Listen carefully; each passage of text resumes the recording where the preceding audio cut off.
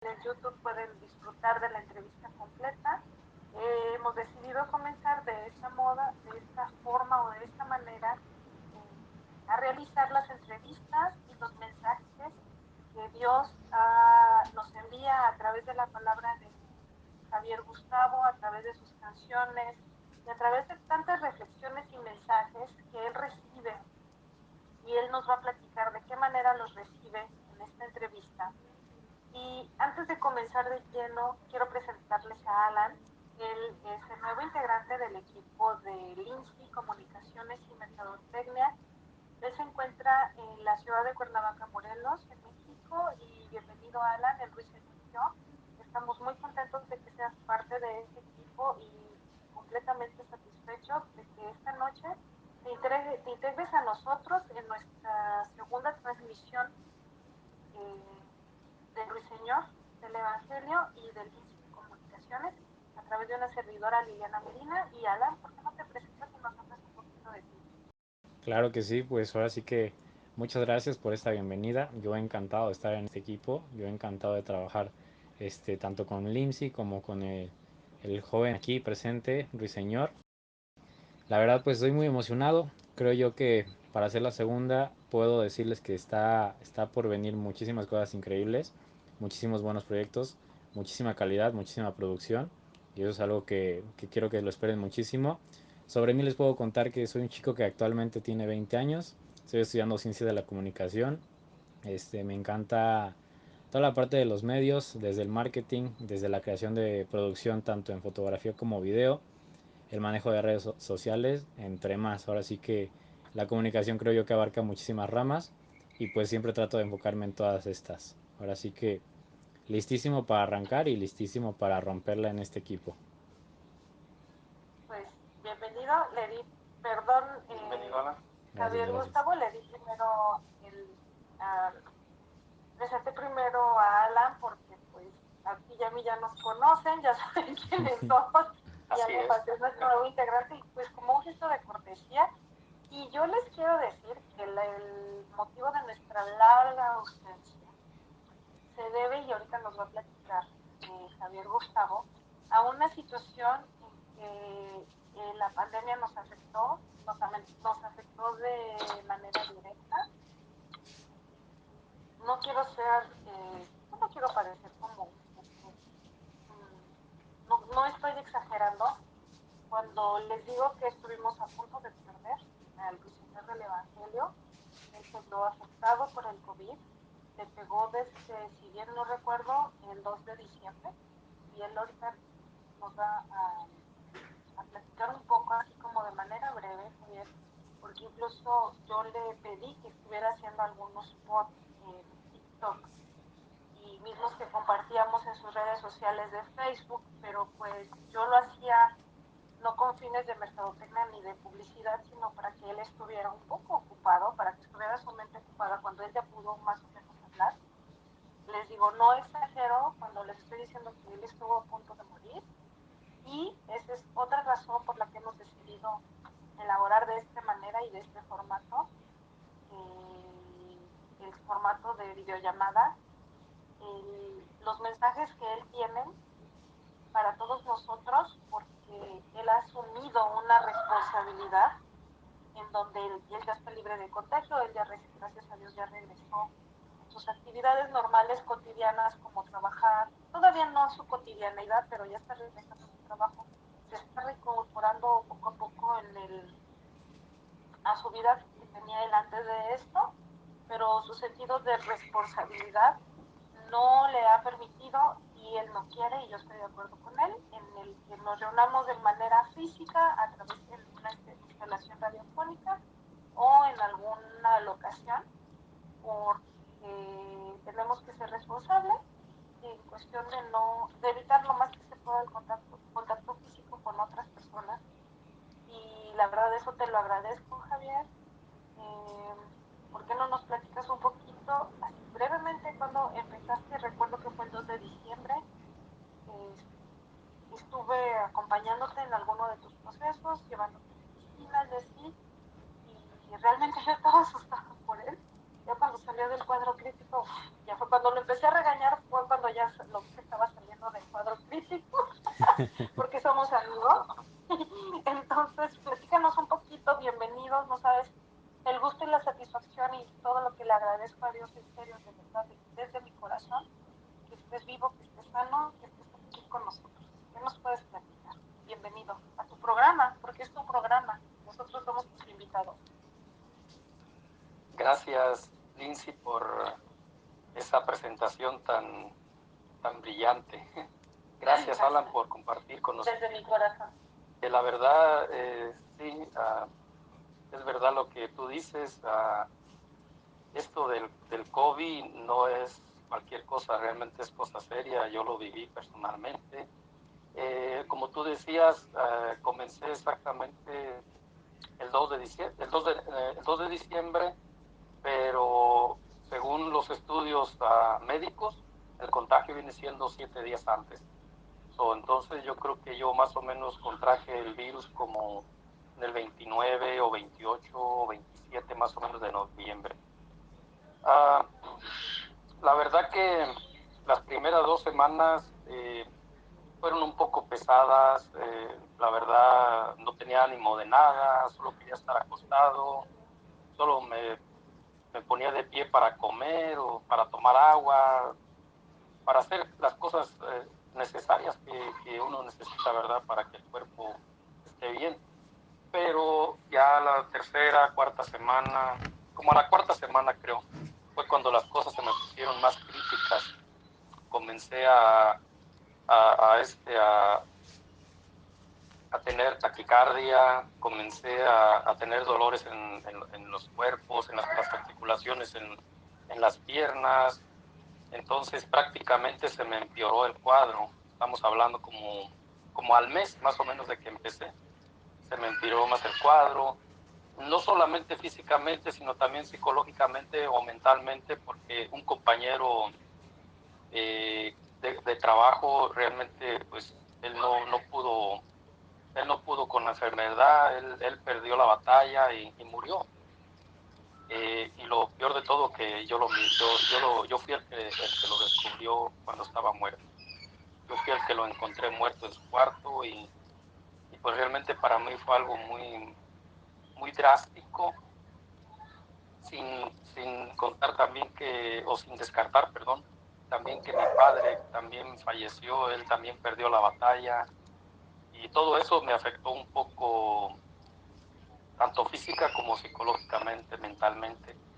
Pero doy gracias a Dios que gracias a esa relación que yo tengo con Dios, gracias a esa fortaleza que Él me da, a esa fe que Él me da y de saber que hay muchas cosas por hacer, de saber que hay mucho que realizar, me pude levantar y por eso es que ahora estoy de pie. Agradezco a Lindsay que en verdad ella me ayudó mucho, fue un soporte muy importante, muy especial en mi vida en esos momentos. Pero gracias a Dios aquí estamos y seguimos adelante. Y ahora sí, pues hay que tratar de hacer lo que no hicimos en 30 años. Hay que hacerlo en menos tiempo, en menos tiempo. Sí. Yo les quiero compartir que él estaba contagiado, creo que aún no lo sabía cuando descubrió a su compañero de trabajo, que además era su roomie, que el señor había muerto y le deseamos que descanse en paz. Y cuando Javier Gustavo, él no lo mencionó ahorita, que estaba todavía dentro de su proceso de recuperación,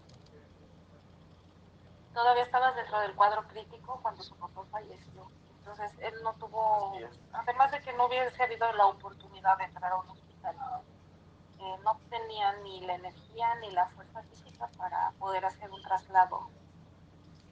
Ni siquiera cuando, unos días después, no me queda claro si hubo servicio funerario o no por la naturaleza de la muerte, pero si es que lo hubo, estoy digo de que él no podía ni caminar 2 metros. Entonces, hay que dar gracias a Dios, Gustavo, que estás aquí. Hay que dar gracias a Dios que yo no sabía que estaba enfermo. Entonces, él no sé de un día de dónde sacó fuerzas y fue a comprar comida y ahí me lo encontré comprando comida a ambos. Entonces, fue el destino en que teníamos que estar en ese momento ambos. Y aquí estamos los dos felices. Así es, gracias sirviendo de ciertas maneras y desde nuestras posiciones a la comunidad y a Dios en los designios que tenga para nosotros en este momento. Así es. ¿Okay? Y Alan pues está impactado porque él no conocía esta historia. Sí, no, nada de Normalmente esto. es algo que no se platica. Exacto, sí. No se platica ni se cuenta. Lo que hace tu mano derecha, que no la sepa la izquierda, pero ahorita me pareció importante compartirlo, también para que supieran por qué estuvimos tanto tiempo desaparecidos de las redes sociales, pero ya estamos otra vez aquí. ¿Ok? Pues bueno, cambiando de tema, les tenemos preparado en todo este proceso, Javier, pues Señor, platícanos, porque no fue un proceso en vano, las cosas pasan por algo. Y ya habíamos platicado en la primera entrevista cómo es que a ti te llegan los mensajes divinos, pero ahorita, en tu proceso, que estuviste en tu crisis de esta enfermedad y en tu proceso de recuperación, tuviste mucho tiempo de reflexionar. Y en este tiempo de reflexión te llegaron muchos mensajes. Yo quisiera que de manera breve, porque de eso vamos a hacer un programa especial, tú me digas cuál fue la manera más significativa que tuviste o que recibiste un mensaje divino, pero en este preciso momento, en tu etapa de que estuviste enfermo y de recuperación. Pues la verdad que te puedo decir que en esos momentos yo tuve una experiencia muy bonita porque bastaba con que yo pusiera mis alabanzas, mis cantos que Dios me ha dado, ¿verdad? Los mismos que he escrito. Bastaba con que yo los escuchara o con que miraba alguna participación que tuve en tiempos pasados en alguna iglesia para que mis lágrimas se derramaran, para que me quebrantara, y eso me quedó porque ahora por cualquier cosa lloro. Ahora por cualquier cosa lloro y en esos momentos tan especiales cuando sientes aquella emoción, aquel sentimiento, es cuando Dios está cerca, es cuando Dios está tentándolo, es cuando Dios está uno tocándolo. Y déjame decirte que en mi experiencia personal, siempre que Dios me provoca una experiencia de esa magnitud, siempre me deja algo, siempre me queda algo en la mente, siempre me queda algo en mi corazón, y siempre me lo hace sentir y me lo hace saber y me lo confirma a través de lo que yo ya he aprendido, de lo que ya he leído en la palabra de Dios, de lo que he escuchado. Se convierte como en una vivencia. Entonces, en el tiempo de la pandemia, en esos tiempos en que yo estaba en la noche solo, en que estaba en las mañanas solo, porque eso era de estar pues casi un mes y medio tirado en la cama, pues, ¿qué te puedo decir? 24 horas, 24 horas, 24 horas para poder tener una experiencia con Dios. Y la verdad que fueron muchas las experiencias y siempre que me pasaba eso me dejaba algo en la mente. Entonces lo que yo hacía era escribir y, y pues escribí varios temas, como te lo había dicho, hay como aproximadamente unos 40 temas que tengo preparados para en un futuro estarlos distribuyendo o compartiendo, sería la palabra correcta, compartiendo con todos los oyentes que estén dispuestos a escucharlo, ¿verdad? Que creo que pues van a ser de mucha bendición. Como parte, sí. ¿Perdón? No, dime. No, como no, parte bueno. No, adelante, adelante. Lo que iba a decir es que como ya son 17 años que tengo en este camino del Evangelio como servidor de Cristo, he tenido experiencias a lo largo de los 17 años, pero creo que las más grandes no han sido en esta ocasión, sino en los principios, cuando tenía 15 días, 21 días, fue cuando escuché la voz audible de Dios, 3, 4, 5 ocasiones. La última vez que la escuché hace como 3, 4 años, me dijo algo que casi no lo comento mucho, ¿verdad? A lo mejor en un tiempo futuro lo voy a poder comentar porque es un poco fuerte. Eso lo vamos a dejar para otro programa. Sí, precisamente, exactamente, pero quise explicar solamente que a lo largo de mis 17 años he tenido, por misericordia de Dios, el privilegio de escuchar varias veces la voz audible de nuestro Dios. Es algo muy poderoso, es algo muy hermoso, algo muy especial. Pero solo les quería compartir eso. Wow, gracias. Te voy a pedir, si oye como un ruidito, y a lo mejor si te pones como tipo de adema tus audífonos, o como los traías hace un momento, porque parece cuando haces esto que suena con el, a ver, ¿hablamos? ¿Así? ¿Habla tantito? Sí, parecía que rozaba con el cuello de la camisa, ¿verdad, Alan? Ajá, un poquito, pero se escucha todo bien. Ok, perfecto. Pues a ver si ahí ya se escucha mejor. Pues vamos a empezar y a entrar de lleno con nuestro tema, que es parte, como dice nuestro ruiseñor, él se le generaron muchos temas. Entonces, hemos escogido este en especial porque tiene que ver con la parte del agradecimiento. ¿Sí? Y una forma de agradecer es a través del diezmo, es compartiendo lo que nosotros tenemos de manera generosa y de manera voluntaria y con desprendimiento con otras personas. Pero aquí el experto es Javier Gustavo, así que le vamos a ceder los micrófonos para que él nos explique. A ver, Javier Gustavo, ¿qué es cuando hablamos de el diezmo dispensacional? Hice mi tarea, investigué qué es el dispensacionalismo y el diezmo dispensacional. Y tú nos vas a hacer favor de aclararnos. Dice que es un sistema teológico cristiano evangélico que afirma que Dios ha empleado diferentes medios de administración de sus planes en diferentes periodos de la historia humana, donde ha demostrado su gracia. Entonces, estamos hablando de un sistema administrativo en diferentes periodos de la historia humana. ¿Qué es el diezmo? ¿Y qué es el diezmo dispensacional? Por favor, para los que no somos conocedores de este tema, ¿nos puedes explicar si es que hay alguna diferencia o en qué consiste? Bueno, mira, la palabra dispensación significa tiempo, periodo, ¿verdad? Puede ser un periodo o un tiempo. Entonces, cuando hablamos de dispensaciones, estábamos hablando de diferentes tiempos. Ok, el diezmo en sí es un mandamiento que Dios ha dado a los hombres para que nosotros, todos los creyentes, los que nos acercamos a Dios, podamos cumplir con ese mandamiento. Ahora, ese mandamiento ha estado en las diferentes dispensaciones, no nada más en la nuestra, en la que ahora nos encontramos, sino que según la Biblia, la palabra diezmo existe o aparece desde más o menos como unos 1991 años antes de Cristo.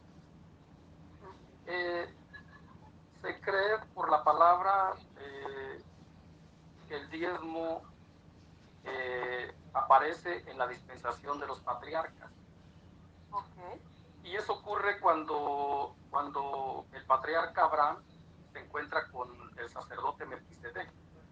Un sacerdote que, de acuerdo a como lo dice la Biblia, es alguien que ni tuvo genealogía, no se le conoció padre, no se le conoció madre, no se le conoció principios de días ni fin de días, lo que significa que él vive, está vivo. Es un prototipo o algo similar como nuestro Señor Jesucristo. Bueno, la Biblia dice que cuando Abraham volvía de una batalla que había ido a pelear contra unos reyes enemigos, la Biblia dice que cuando él volvía se encontró con Melquisedec. Y Melquisedec, quien era el sacerdote de él en esos tiempos, al encontrarse con Abraham, él lo bendijo y la bendición fue que le dio pan y vino. Y Abraham, por agradecimiento al pan y vino que le estaba dando el sacerdote Melquisedec, él le dio la 10ª parte de todo lo que había adquirido del botín, de lo que había en la batalla. Abraham es el primer hombre al cual Dios escogió para que él fuera el precursor o el iniciador o el representante de todos los hombres en la tierra, que después de él íbamos a hacer dicha encomienda, de dar la 10ª parte de lo que ganamos, de lo que adquirimos, de lo que recibimos de la mano de Dios, la 10ª parte para darla al ministerio, a la iglesia, al sacerdote, que ahora en estos tiempos pues las Biblias modernas lo representan o lo muestran como el pastor de una iglesia. Bueno, digamos que una vez que Abraham es escogido por Dios, como lo fue también Abel para la ofrenda, pero ese es otro tema, ¿verdad? Pero igual lo tengo que decir porque son dos iniciadores que es muy importante saber de dónde vienen los principios. La Biblia dice que Abel, quien fue uno de los primeros hombres de Adán y Eva, de los primeros hijos de Adán y Eva, fue el escogido por Dios para ser el representante de los ofrendadores en la tierra. Él fue el que dio la primera ofrenda y después de ahí ya vinieron más. Entonces, hasta la fecha, ahora seguimos ofrendando, ¿verdad? Pero hay un problema con respecto a los diezmos, porque ahora la iglesia de Cristo pareciera que está dividida.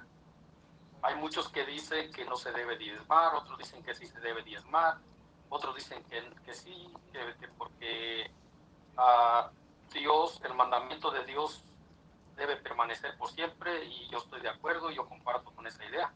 Hay otros que dicen que no, que porque eso fue nada más para los tiempos de la ley. Pero, sin embargo, hoy yo quiero que quede bien claro esto, ¿verdad?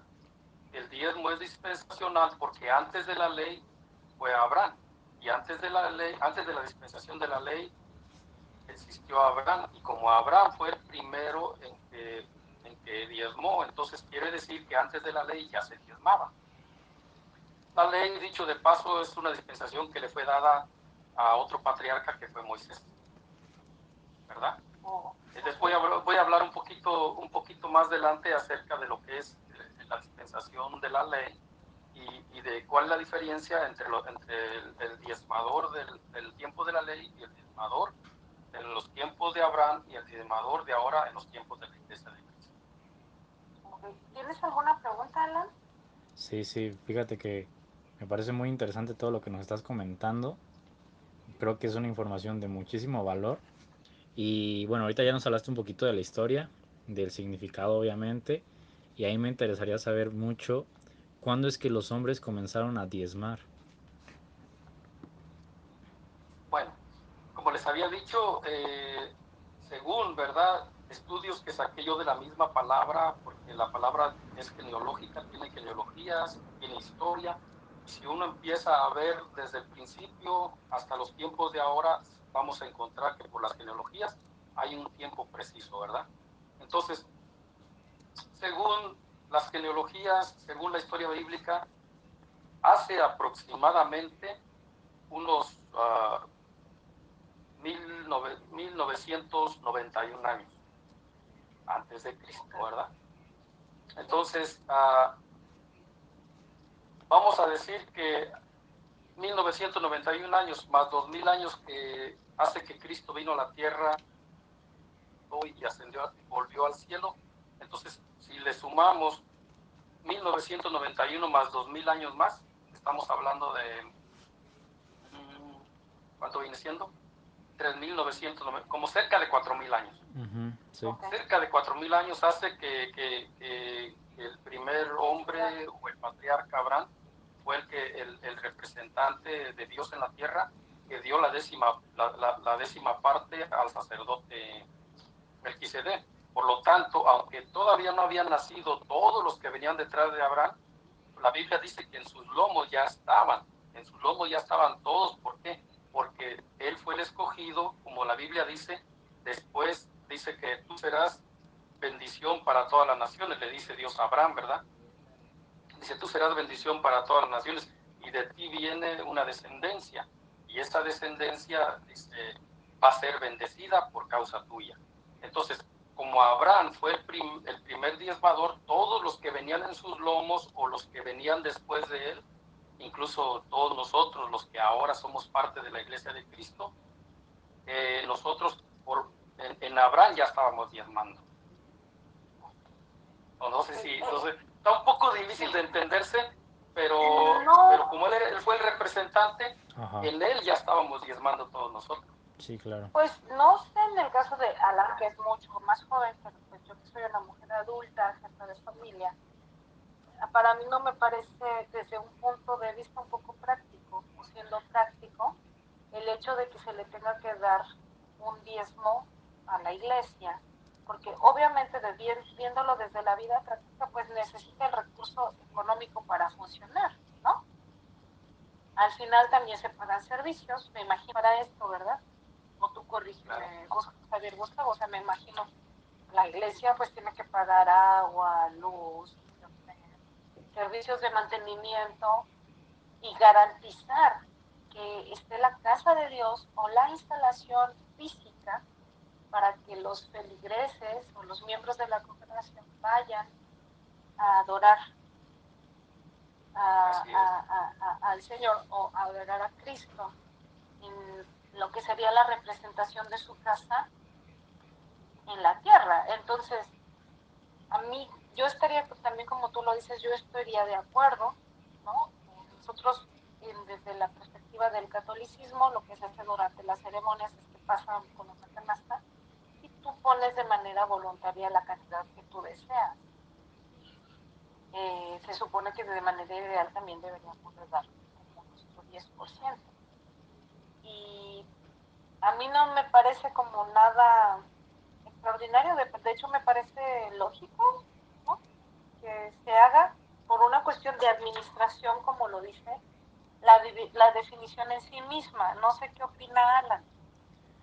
Yo estoy de acuerdo con tu opinión, pero sobre todo siento que lo bueno, vaya, es que aquí no estás obligado. Yo estoy de acuerdo con tu opinión, pero sobre todo siento que lo bueno, vaya, es que aquí no estás obligado a dar ese 10%, ni a dar un 50%, ni a dar un 20%. O sea, aquí es, creo yo, que lo que salga de tu corazón, porque incluso aunque muchas veces no tienes las posibilidades de dar una gran cantidad, así tengas lo que tengas, sueles repartir y sueles compartir. Lejos de todo es compartir pues esta parte monetaria, ¿no? Que bien lo mencionas, pues las iglesias y toda esa parte necesitan el recurso, no es como que alguien los esté apoyando de forma eficaz o de forma secuencial, vaya. Yo creo que se requiere de mucho recurso el administrar el agua, la luz, porque es un servicio que está abierto prácticamente las 24 horas del día y los 365 días del año, hacia quien guste, en el momento que guste. Entonces creo yo que es una gran forma de agradecer y una gran forma de compensar. Yo no estoy en contra del diezmo y agradezco muchísimo esa parte que no es obligatorio darlo, sino que es más como que de reflexión y de, vaya, pues de gusto propio. ¿Estamos bien, Javier Gustavo, o estamos diciendo cosas fuera de contexto? No, bueno, tomando en cuenta, ¿verdad? Que como ustedes mismos están diciendo, ustedes no tienen cierto conocimiento del tema. Sin embargo, lo que dijo Alan está un poco apegado a la realidad. Más adelante lo voy a explicar por qué. Lo único que sí puedo decir es que en la Biblia, ¿verdad? En la palabra de Dios encontramos tres cosas distintas o tres cosas diferentes con respecto al dar, lo cual significa, uno es el diezmo, que es la décima parte de lo que ganamos o de lo que recibimos como bendición de Dios. ¿A qué me refiero? Por ejemplo, si yo gano $1,000 en mi trabajo, digamos en una semana o una quincena, lo que le corresponde a Dios o al ministerio, si se lo doy al darlo yo digamos, al pastor en la iglesia, yo no lo tomo o no lo veo como que se lo estoy dando a él, sino yo lo tomo como que yo se lo estoy cumpliendo con la encomienda que Dios me está dando en la Biblia. Si ellos no lo respetan, ya ese no es mi problema. Yo cumplo con cumplir la encomienda que Dios ya me dejó por escrito en la palabra, ¿verdad?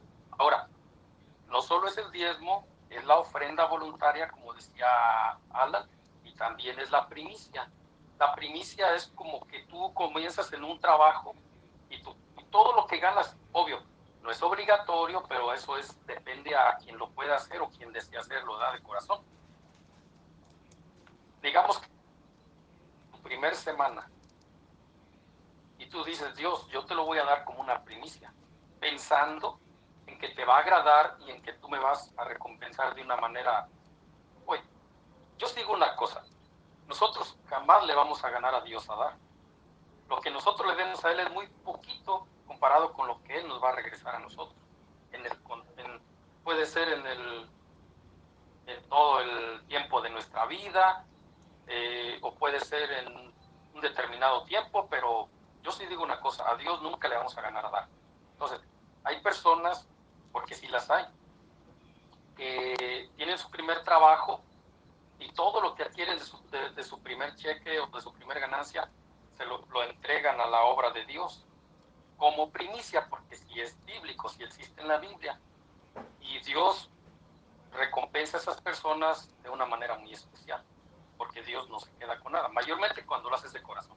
Si lo haces por querer apantallar a alguien o por querer que digan, que otras personas digan, miren cómo doy, miren yo sí doy, miren, no, ahí sí, cuidado, porque Dios no tiene por qué respaldar aquello que está haciendo una persona.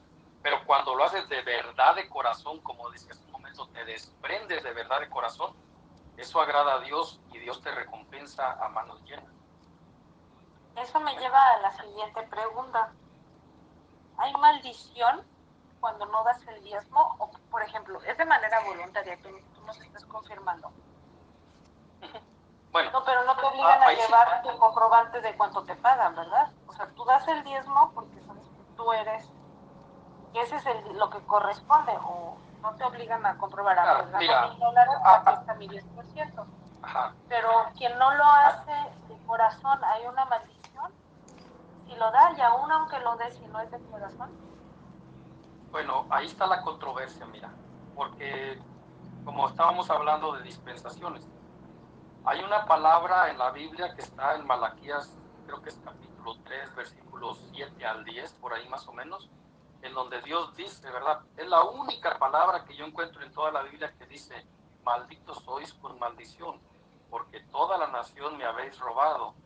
Dice, ¿en qué me han robado? En sus diezmos, en sus ofrendas. Entonces, pero quiero que quede bien claro esto, y yo lo he estado estudiando, lo he estado analizando, precisamente porque he visto cómo la iglesia está dividida, cómo hay pastores que predican una cosa, hay pastores que predican otra, pero yo quiero que esto quede bien claro. Dios le dio esa palabra específicamente al pueblo de Israel. ¿Por qué? Era una manera como Dios le llamó la atención o como Dios disciplinó a ese pueblo, porque el pueblo le estaba robando, el pueblo no estaba haciendo lo correcto, el pueblo, él dice, todos me habéis robado, o sea, ese pueblo le estaba robando con los diezmos, le estaba robando con las ofrendas, y Dios decidió ponerles vamos a decir que ponerles esa disciplina, pero notamos que no solamente les puso la disciplina, sino que les dio la opción de libre albedrío, que o toman la bendición o toman la maldición. ¿Por qué? Porque si dijo, pero traed todos los diezmos y las ofrendas al alfolí, dice, y habrá alimento en sus casas. Dice, habrá alimento en sus casas y dice, y el maligno o el diablo, que lo conocemos de muchas maneras, ¿verdad? Dice, no os robará el producto o el fruto de vuestra bendición. Entonces, Dios les dio la opción, o escogen la maldición o escogen la bendición. Pero como ellos estaban robando, obviamente que lo que recibían era la maldición. Pero como es en la dispensación de la ley, eso ya no aplica para ahora la iglesia de Cristo. ¿Por qué? Porque vamos a decir que Jesucristo, nuestro Dios, hizo un puente desde los tiempos de Abraham, desde los tiempos de la dispensación de los patriarcas, a la dispensación de ahora de la iglesia de Cristo. la dispensación de la gracia, que es como nos encontramos. ¿Por qué? Porque si cuando Abraham se encontró con Melquisedec, Melquisedec era sacerdote para siempre, según la Biblia, y ahora Cristo en el libro de Hebreos nos enseña y nos dice, porque ahora ustedes, dice, la iglesia ya no son de un sacerdocio conforme a la ley, del sacerdocio arónico, sino que ahora ustedes vienen a ser parte del sacerdocio según el orden de Melquisedec. ¿Por qué? Porque Abraham no pertenecía al pueblo de Israel. Abraham era como nosotros no vivimos en Israel. Abraham también estaba fuera del pueblo, porque el pueblo todavía no estaba constituido o todavía no existía. Entonces, Abraham se considera como un extranjero. Abraham se considera como un gentil, al igual que nosotros. ¿Por qué? Porque no somos de la nación de Israel. Nosotros no nacimos en Israel. Nosotros somos engendrados por el Espíritu de Dios como hijos, herederos y coherederos, pero no porque nacimos en la nación, sino porque nosotros ahora hemos sido alcanzados por causa de la desobediencia de ellos, ¿verdad? Entonces, todo lo que Dios le dio a Israel, todo lo que Dios le mostró a Israel allí, no nos pertenece a nosotros, no nos afecta a nosotros, pero sin embargo, como lo decía él, Alan hace unos momentos, sin embargo, cabe mencionar que el diezmo sí es un mandamiento, y es un mandamiento que existe en todas las dispensaciones. Es un mandamiento, pero porque Dios espera el agradecimiento, la fidelidad y la obediencia del hombre para con su palabra. Entonces, no vamos a diezmar o no debemos diezmar ahora en este tiempo por una acusación o por una maldición, sino más bien por un agradecimiento, por una fidelidad y por una obediencia a ese Dios que nos ha dado tanto. Amén. Amén. Lo acabas de ¿Quedó decir claro? con una claridad, wow. Sí, Qué bueno que está quedando grabado. En este mismo orden de ideas, ¿tienes alguna pregunta, Alan, o pasamos a la siguiente que hemos preparado? No, de momento seguimos con la siguiente. Uh-huh. Hasta aquí ya quedaría resuelta la parte que hay de la diferencia de los diezmos de antes y después, ¿verdad, Javier Gustavo? ¿O hay algo que agregar? Bueno, nada más que tiene que quedar bien claro. La iglesia de Cristo no debe diezmar por una acusación que hombres que no tienen el conocimiento o que no tienen la sabiduría o que no han entendido el mensaje, que no han entendido la palabra o que no han recibido la revelación de Dios. Por eso el Señor dice, ¿verdad?, que debemos escudriñar las escrituras para que nadie nos engañe. Ahora, no es por juzgarlos, no es por criticarlos, no, pero sí la Biblia, la palabra de Dios nos insta a escudriñarlo todo, no decirle a todo amén. Amén quiere decir sí. O sea que todo lo que una persona en una iglesia, un pastor, un predicador, todo lo que te diga detrás de un púlpito, no estás obligado ni por Dios ni por la palabra a decirle a todo amén. Tienes que ser sabio, tienes que ser prudente, tienes que ser una persona que tiene su discernimiento activado para que no pueda ser engañado. Ahora, vuelvo y repito, no es para juzgar a los pastores, he dicho de paso, yo no soy un pastor, solo soy un hombre de Dios, un mensajero que habla la palabra de Dios porque Dios le ha dado el conocimiento y le ha dado el entendimiento y la sabiduría. Amén. Pero sí es bien importante que si tú estás en una iglesia, voy a hablar en general, ¿verdad? Si tú como creyente estás en una iglesia, tienes la responsabilidad por ti mismo, te dicen detrás de un púlpito que si no das, estás maldecido. Ok, escucha a esa persona y solamente piensa algo y di, esta persona no ha entendido el Evangelio, esta persona no ha conocido realmente lo que es ahora en estos tiempos la dispensación de la gracia. Ok, entonces, ¿cuáles serían los beneficios? Bueno, los beneficios de para diezmar. para los que sí ya lo entendieron y lo dan con las intenciones correctas. Bueno, que Dios no se queda con nada. Hay una palabra que dice que si tú siembras, vas a cosechar. Hay una palabra que dice que hacer tesoros en el cielo. Entonces, ¿qué significa? ¿Qué quiere decir eso? Que todo lo que hagas tú para Dios con la actitud correcta, con el espíritu correcto de corazón, tendrá una recompensa en los cielos y también aquí en la tierra. Ahora, todo lo que desatares aquí en la tierra será desatado en el cielo, según la palabra en el libro de Pedro. Y todo lo que atares en la tierra será atado también en los cielos. Entonces, pero en este caso, para desatar bendición, cuando tú haces las cosas de corazón, cuando tú haces las cosas con la actitud correcta, con el espíritu correcto, lo que estás haciendo es desatando del cielo tu bendición. Entonces, cuando das de corazón, cuando das correctamente para Dios esa décima parte, Dios abre las puertas de los cielos, las ventanas de los cielos y derrama bendiciones sobre tu vida hasta que sobreabunde. No te va a faltar tu comida, no te va a faltar techo, no te va a faltar trabajo, vas a tener todo lo necesario y vas a poder vivir de una manera como Dios quiere que viva. ¿Amén? ¿Y tú serías un ejemplo en este momento de eso? Lo digo por experiencia porque Dios me ha hecho rendir lo poquito o lo mucho de una manera muy sobrenatural, la verdad.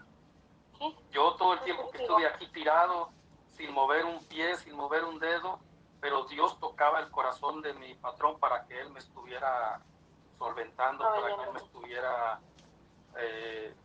vamos a decir, dando para que yo pudiera estar subsistiendo o viviendo. ¿Por qué?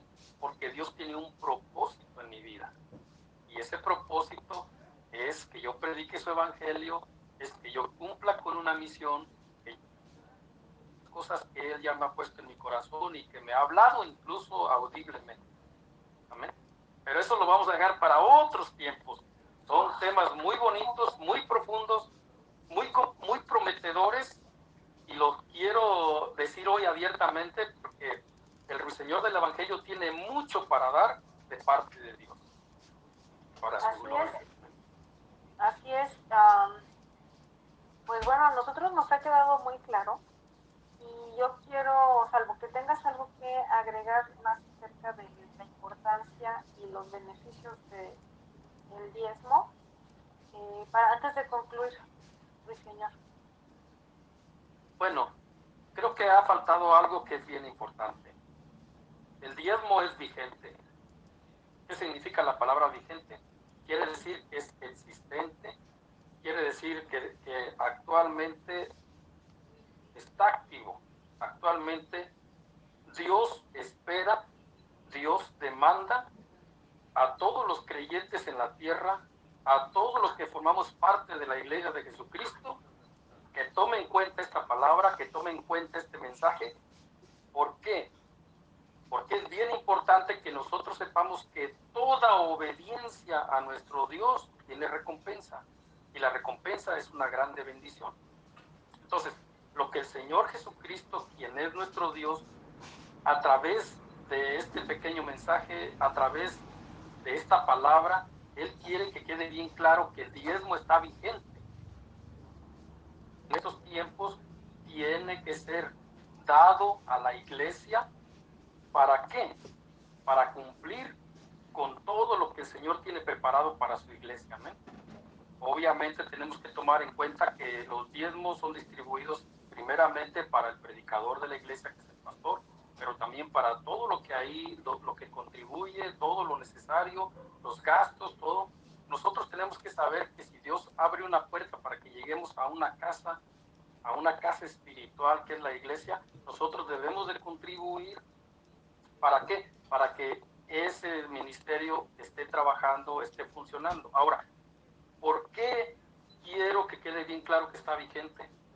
Porque hay una palabra en el libro de Hebreos, en el capítulo 7, versículos 7 al 10, en donde el escritor de Hebreos está hablando en una acción personal de él mismo, haciéndose presente, haciéndolo de una manera evidente, que él tenía conocimiento de eso y que él practicaba eso hace aproximadamente 2000 años, lo cual significa que después de la ley, a ese tiempo ya había pasado bastante tiempo. Ya Cristo había muerto, ya Cristo había resucitado, ya Cristo había ascendido al cielo, ya había llamado a los apóstoles. De hecho, el libro de los Hechos que escribieron los apóstoles está escrito como 13 o 14 libros antes que el libro de Hebreos, lo cual significa que hay un tiempo reglamentario o un tiempo muy largo en el que Dios tuvo que traer esa palabra, porque él sabía que si en el libro de los Hechos no hablaba él de los diezmos,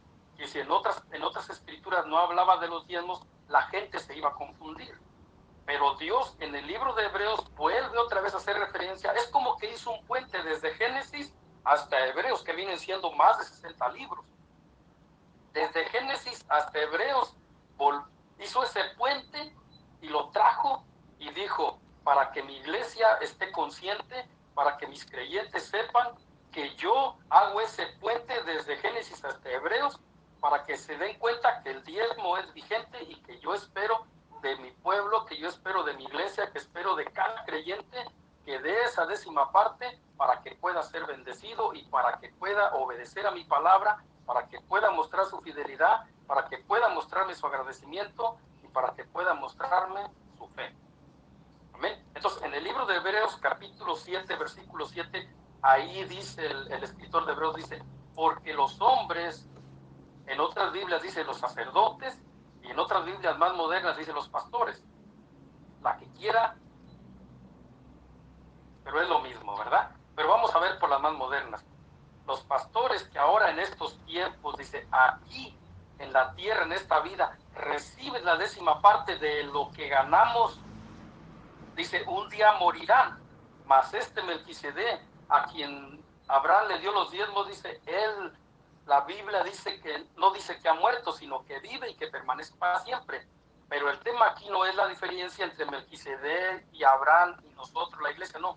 Aquí el tema es que si se dan cuenta, todos aquellos que lean, que sean lectores de la Biblia, todos aquellos que sean estudiosos de la Biblia, se van a dar cuenta que en el capítulo de Hebreos, el escritor de Hebreos, en el capítulo 7, versículo 8, ahí dice claramente, los hombres que ahora, en este tiempo, en esta vida, reciben la 10ª parte de lo que ganamos, él ahí está claramente diciendo, no está hablando los que recibieron, no dice los que reciben, y reciben es presente, reciben no es pasado. Entonces quiere decir que en el momento en que él estaba escribiendo, en el momento en el que él recibió de Dios esa revelación, él estaba dando por hecho, él estaba dando ¿cómo dirá la palabra? Bueno, sí, por hecho, él estaba dando por hecho que como él tenía conocimiento, él tenía que practicarlo. Y él no podía escribir algo que él no practicara. Entonces, eso significa que como él tenía conocimiento, él daba los diezmos al igual que los demás de su generación. Amén. Y el escritor de Hebreos, para que quede bien claro, el escritor de Hebreos no existió en el tiempo de la ley, existió en el tiempo de la gracia. Ya Cristo había muerto, ya Cristo había resucitado, ya había llamado a los apóstoles, ya había formado la iglesia, y hasta después no se sabe quién exactamente fue el escritor. Pudo haber sido un apóstol, pudo haber sido algún seguidor de Cristo por medio de alguno de los apóstoles. No se sabe, la Biblia no dice quién la escribió. Pero lo que sí es importante es que Hebreos es como el tercer de Apocalipsis. Es uno de los últimos libros ya para terminar la Biblia, lo cual significa que en esa generación en la que existió o en la que vivió el escritor de Hebreos, ya fue a los tiempos finales, muy lejos de la ley, lo cual significa, porque muchos dicen, es que el diezmo era para el tiempo de la ley, pero la ley quedó muy lejos de lo que escribió el escritor de Hebreos, quedó muy lejos, miles de años.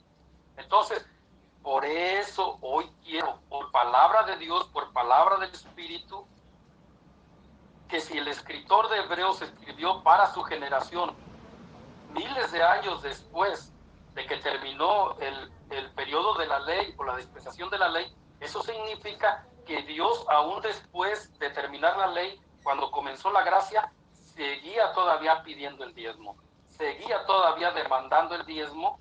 Por lo tanto, que quede bien claro y que quede plasmado tanto en palabra como en letras, el diezmo es vigente y que la Iglesia de Cristo lo debe de dar por agradecimiento, mostrando una fidelidad a Dios, una fe. Eso es lo que Dios quiere. Ok. Wow. Bueno, ok, pues no nos queda más que darte las gracias y bueno, vamos Gracias a Dios. subir esto a tus redes sociales y esperamos los comentarios de todos ustedes que tú personalmente vas a estar contestando.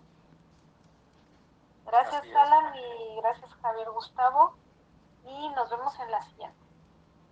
Hasta la próxima. Hasta la próxima. Hasta la próxima. Gracias, Alan. Gracias, Lili. ¿Sí? Que Dios Gracias los a bendiga. ustedes. Gracias, Alan. Igualmente, muchas gracias. Bendiciones.